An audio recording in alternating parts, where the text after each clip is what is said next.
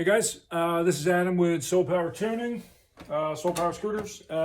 J-range pipe is the reason I'm making this video quick. It's slightly unconventional mounting, so I feel there might be some confusion. So we've been racing this mounting on long distance endurance races, track racing. We beat the crap out of Cento's J-ranges for 12 years now. The best way that I found to mount it was off of the pivot bolt, which is a little unconventional. I don't like using M5s on the flywheel shroud. Plus, then if you would ever crank it up or have an accident or anything, you crack the casing. I don't like going down to the middle. So basically, the best way I've found to do this after building a bunch of different J pipes is you go out. I go out to the right, out to the case side, drive side, down through, then loop back around a nice 180 pipe. What you've got here. The primitive version, which we actually raced, a very primitive version, which we dented up, beat up, banged up, was literally just hung off the darn bolt. It literally was just up and over.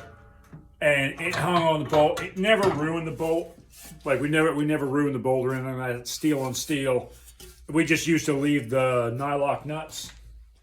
Just used to leave the nylock nuts a little loose, so the pipe could move. The biggest point is if you use it, if we're mounting on the pivot point, the pipe has to move when the engine moves.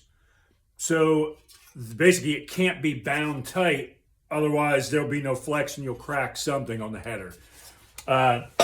So what I did was to make things easier for people and a little more refined, I basically use a different mounting system. And you get one of these rings. This ring is 1/8 inch thick. So what is that? I don't know, 3 mil, something like that. And this is this is about a quarter mil long, taller. And it'll go in. And basically it just sits a hair wider than that. So when you tighten everything down, you're actually tightening down against that bolt, against this bronze. So when you tighten down your pivot bolt, you should still be able to move the pipe should actually move, the pipe should actually move on the bronze piece while the bronze piece stays standard. That's like I say, that's worked for us for a long period of time. The best way I found to mount it is take the flywheel side pivot bolt off, the nut, tap it through with a rubber mallet just so it's gone, and that's the way to do it. And basically, you may want to leave the exhaust header nuts loose at first in case there's a discrepancy there. But basically, pop that over, put it underneath there, and mount onto the header on the other side, which you can't see. Pull it back a little bit. And then rotate it up, and then there you are. So I don't think I can actually do that. So it'll sit like that, and then your bronze bushing can go in there, and then tap it back out, and then tighten it down, and then the whole thing again should move. It doesn't have to move a whole lot. But as the bike itself moves, this has to be able to play a little bit.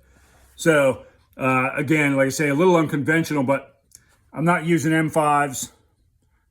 There's no way that I could figure out to get around up and over. So that's the way we've got it. It's got pretty decent ground clearance and should have decent side panel clearance. That's why it kicks down actually, so that way we can get the extra clearance for bouncing. So yeah, if you have any questions, let me know. It is a little tight. It is possible, depending on what kind of mounts you got, like aftermarket mounts, the gasket actually plays in here. If you got extra thick gaskets or whatever, all of that's going to kind of play around. And I would have loved to make like a nice, pretty rubber mount here somewhere, but then the pipe's too low, it grounds out.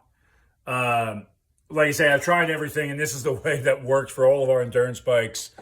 All track racing, you will ground out if you're, full lean. But yeah, so that's what it is. Like I say, unconventional, but it'll work, and it'll long lasting. So, all right, guys, thanks.